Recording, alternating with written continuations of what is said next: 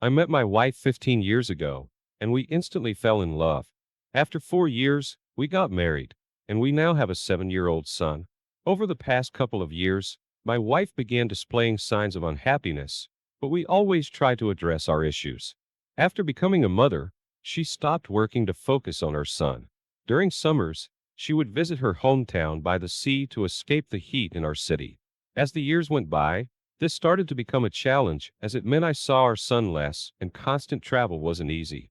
After last summer, my wife became more vocal about our problems, but I couldn't understand. We always try to work through our issues, but this time it seemed she didn't want to find a resolution.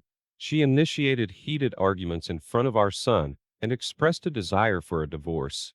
Simultaneously, she started being evasive about her whereabouts, returning home late, and even adding a password to her phone. In the first week of December, she initiated divorce proceedings without informing me and obtained a restraining order with the help of a lawyer. I never threatened or harmed her, so there wasn't a valid reason for such an order. However, our laws permit women to obtain these orders without substantial evidence. Consequently, I began staying with my brother and sought legal counsel. According to the law, I had approximately 6 weeks to respond to my wife's initial petition. During this time, I began asking my son questions about his mother, where they went, who they met, and so on.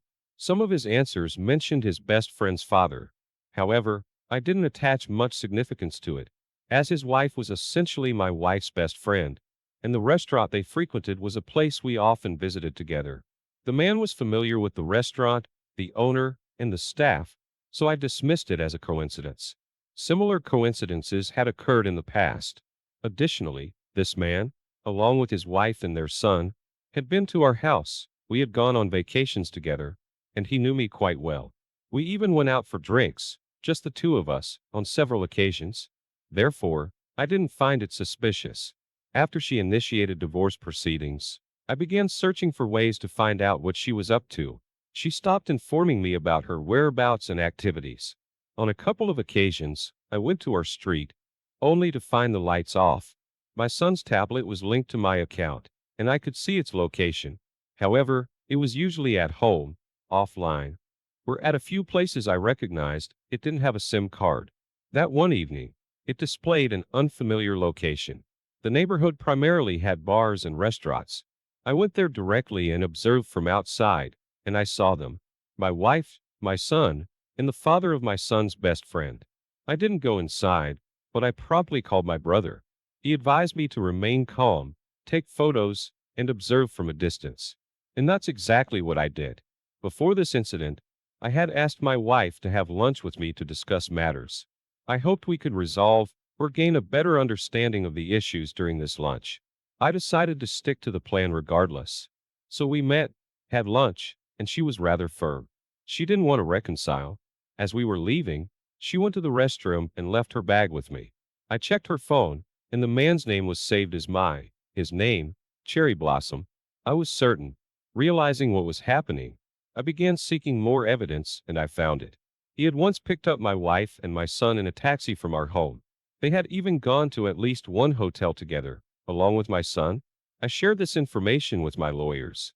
They conducted their own investigation and confirmed the affair. About 3 weeks later, my lawyer contacted her lawyer to inform them that we had learned about the affair. Prior to this, my wife insulted me and my family daily. She would ask me to spend time with our son, as she wanted to be with her lover. Her demands in the divorce petition were extensive. She wanted me to cover rent, utilities, gas for her car, all expenses for our son, and a substantial amount of alimony, approximately twice the minimum wage, in addition to all this. After that call, she stopped communicating with me for a few days. I suppose she was embarrassed to talk to me. 5 to 6 days later, she sent a message saying that our son was in the hospital. I called her but didn't initially mention the affair. After a few days, she expressed a desire to talk. When we met, she immediately apologized and said she didn't want a divorce. She claimed there was nothing between them. I gave her some hints about the evidence I had, leaving her with no response. She stated she would withdraw the case. And she did, within 2 days. Simultaneously, she went back to her hometown. For a month, our conversations were mostly about our son. She didn't speak much with me otherwise. I traveled to her city, spoke with her, expressed my desire for a divorce, and presented my conditions. In response, she threw her coffee at me and left. After her departure, I called the man and yelled at him. Just then, my wife's brother happened to be passing by the coffee shop. He approached and asked why I was shouting. I told him his sister was having an affair. He said he knew. I also spoke with my wife's father, along with my brother-in-law, refraining from mentioning the affair, and said it was his daughter's fault. However, they couldn't convince her to return. A few days later, I called her father and disclosed everything about the affair. He is a hot-tempered individual, and he threw her out. So she returned home with her mother. Although the restraining order had expired, I still stayed at my brother's. 3 to 4 days later, I picked up my son, and we went to watch a football game. During the game, my wife's mother sent me a message, saying she was heading back to her hometown and it had nothing to do with me. She felt her daughter hadn't learned her lesson. I called my wife, and she confirmed she had left. As I was returning to drop off our son, my wife called and she was going to her mother's cousin's place, along with her mother, and they would spend the night there. I informed her that her mother had already left. She was quite furious. Following this, I started staying at home again. She found a job, and we hired a nanny for our son.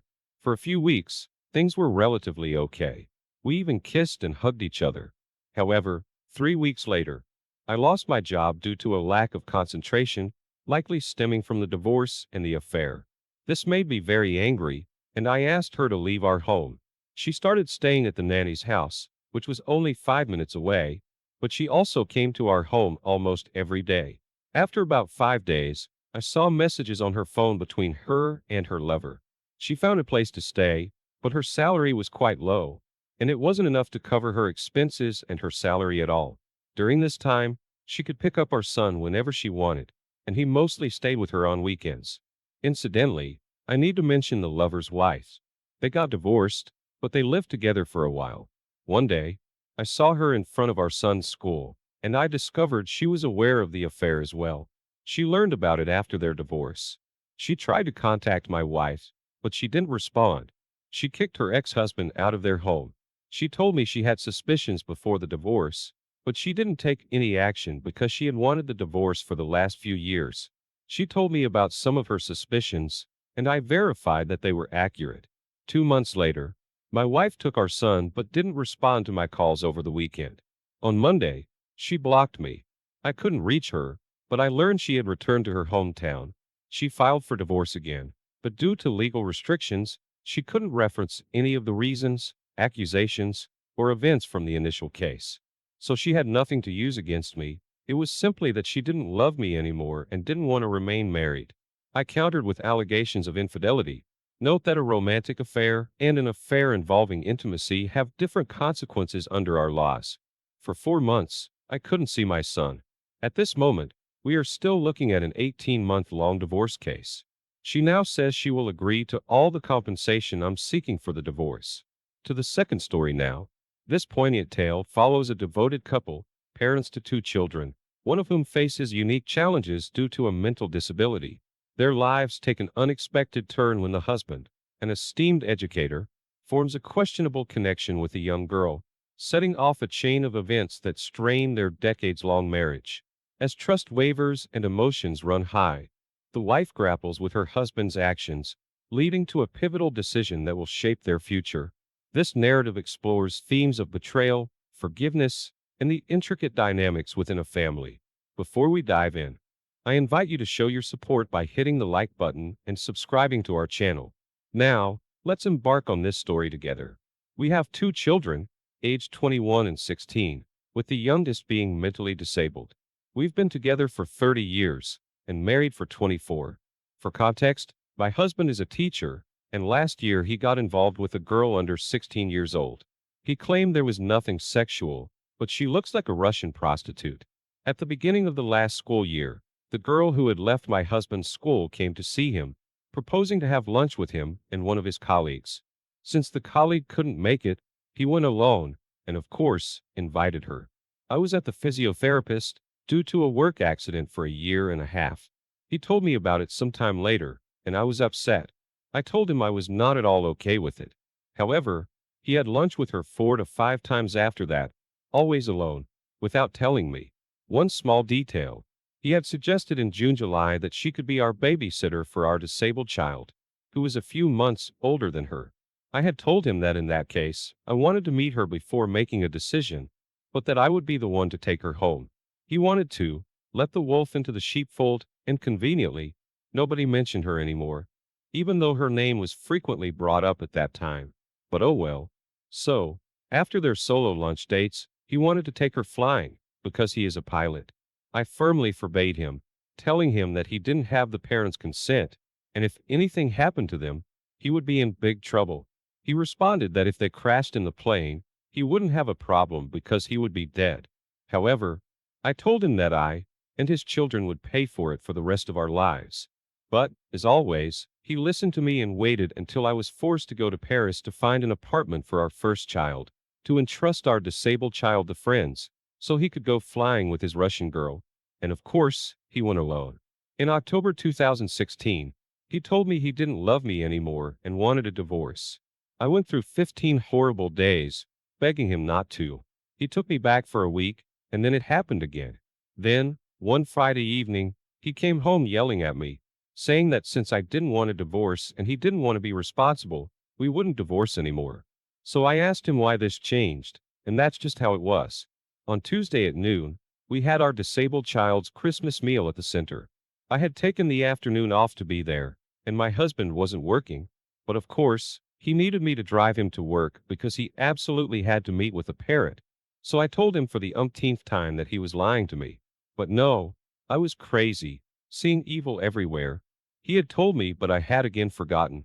That evening, after eating and putting everyone to bed and having a big hug, he told me he needed to talk to me and that it was serious.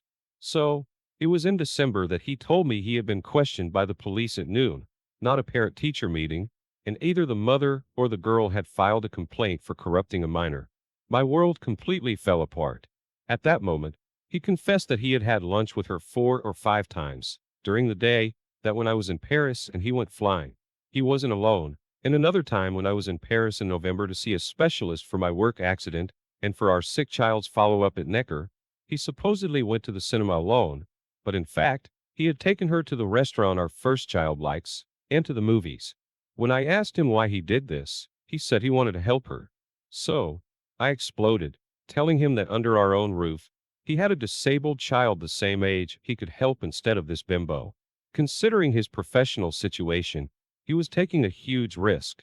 In the end, it was the mother who filed the complaint, supposedly for money. The police informed my husband's school director, and they questioned him and asked him to inform my husband that he was summoned.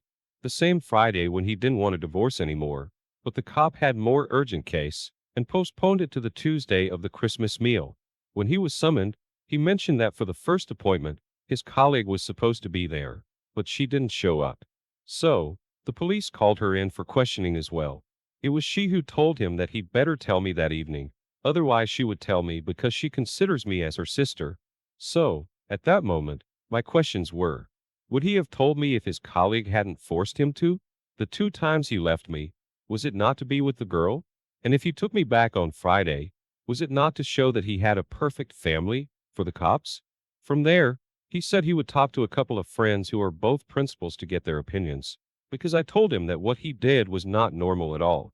He never talked to them about it, and I wanted him to tell our eldest before she found out from someone else. Of course, he would tell her, but not at that moment because she was in exams. Time passed, I stayed with him, but I was under pressure, waiting for the verdict, and he kept telling me he was calm. He knew what he had done, and I forgave during that time. Conveniently, all his Facebook, Messenger, and text conversations were deleted. So, I didn't know what they were saying. He had a problem with his computer and had to reformat it, and his phone had a glitch. Same story. The verdict came in February 2017. Case closed. From there, he bragged that he hadn't done anything. He just wanted to help. But that anyway. If there hadn't been the complaint, he wanted to cut ties with her because he was getting too attached. But I didn't understand, because there was nothing sexual, of course. So, I never knew what really happened because there was no written police report. My friend, who was his colleague, didn't have one either. I know from her that the girl accused him of kissing her, grabbing her by the hips, and caressing her thigh. He denies everything.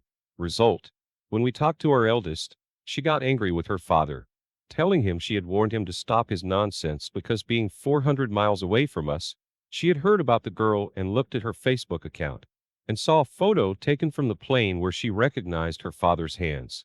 So, I exploded again because, despite my warnings, I was crazy, seeing evil everywhere, and despite her own daughter's warnings, he continued anyway.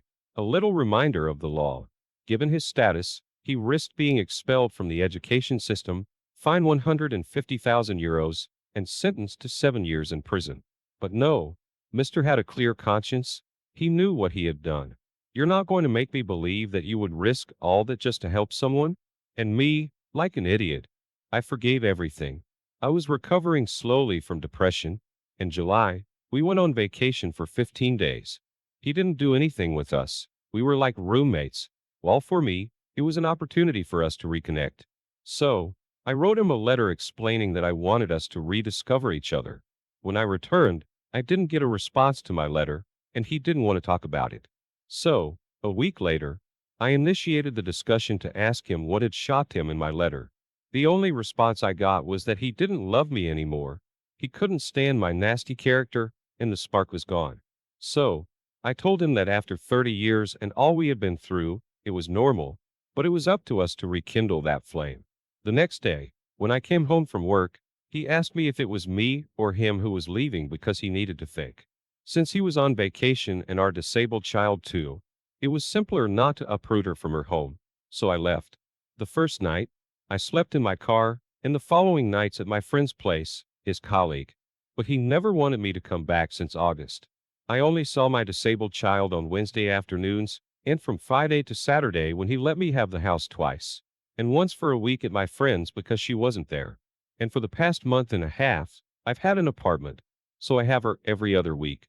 Despite his request for separation, he hasn't taken any steps. I'm the one who contacted a lawyer, had the house appraised, which we haven't finished paying for, and we signed a sales agreement yesterday. I requested a fast-track divorce by mutual consent, but I'm not sure if I did the right thing, considering all he put me through, and still continues to do. I learned that during our 15-day truce that he asked for, 3 weeks after he ejected me from his life, he registered on a dating site. Apparently, for the past 20 years, he should have already divorced because I was tyrannical, and when our eldest was 6 years old, allegedly smashed her head on the floor, which is why she doesn't want to talk to me now. However, she told me that I could forget about her because of my shitty behavior. She doesn't understand that I was angry and stressed for all those months when my husband lied to me and called me crazy, even though I knew something was going on. On the other hand, she doesn't want to see the harm her father did with this minor compared to me. And tonight, from his own mouth, I learned that from the sale of the house, he's going to invest in buying an apartment. So, I told him I don't know how he's going to be able to do that because at best, we would each have 50,000, and he said logically, he would get the whole amount because he bought the land with his parents' estate. So as the law states, the owner of the land owns what's above and below it. It all depends on the notary's decision during the divorce, by mutual consent. My husband was a big spender, and we had a joint account, of course.